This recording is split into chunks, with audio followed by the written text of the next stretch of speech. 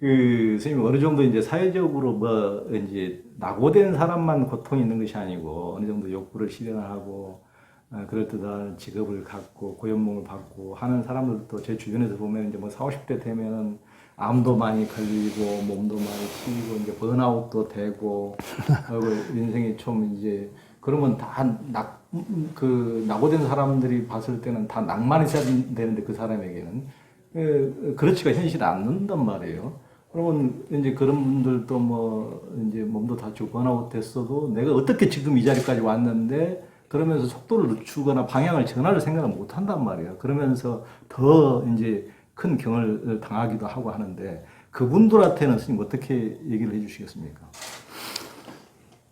뭐 그렇게 괴롭게 사는 수밖에 없지 못하겠어. 아 그래도 좀 자비심을 가지고 스님이 모지락스러울 때는 굉장히 모지락스럽게 말씀하시는데 아니요, 그 뭐 그렇게 안 살아도 되는데 예를 들어서 20살 넘은 아이에 대해서는 나한테 아무런 책임이 없는데 자기가 그걸 자꾸 괴로워한다 그러면 저는 괴로워하십시오.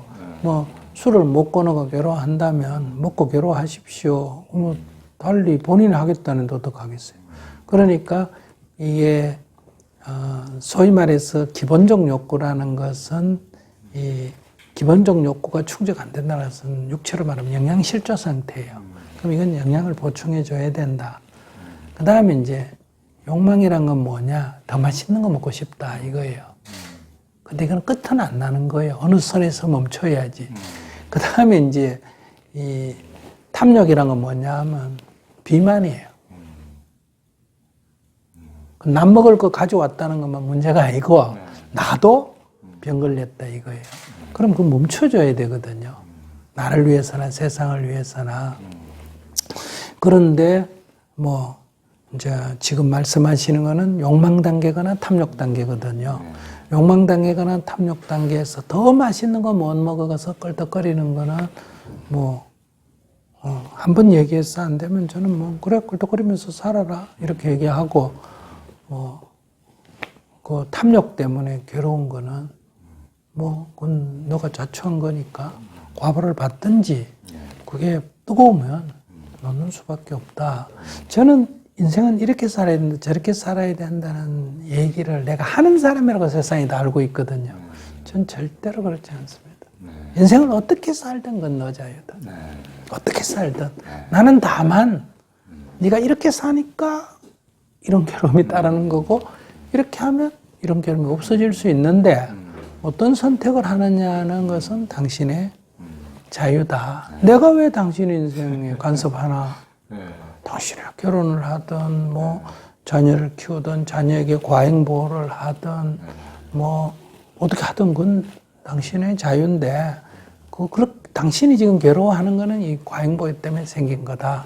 당신이 집착이란 건 뭐냐 하면 안 해도 되는데 거기에 관여해서 괴로워하는 걸 집착이라고 그래요. 안 해도 되는데 그러니까 그건 집착해서 생긴 거다.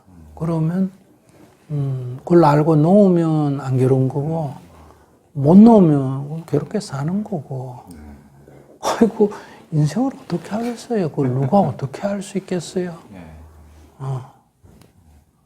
그 이제 그렇게 얘기하면 이제 냉정하다 소리를 하죠. 그래서 또 그렇게 딱 부러지게 얘기하면 또 이제 너무 이제 스님 무섭다 그러고. 그러면 저는 이래도 뭐라 그러고 저래도 뭐라 그러고. 그건 괜찮아요. 그러니까 그분들은 이제 그게 이제 중독이죠 뭐. 저는 이게 이제 담배를 피우면서 담배 피우는 건 나쁜 게 아니거든요. 근데 건강을 해치면서 피우는 건 나쁘다는 거예요. 술을 먹는 게 나쁜 게 아니라 술이 건강을 해치거나 술을 먹고 행패를 피워서 다른 사람을 해치면 그건 멈춰야 되거든요. 그런데 그걸 계속 하겠다 그러면 그건 뭐 방법이 없죠. 괴로워하는 수밖에 없고 처벌받는 수밖에 없지.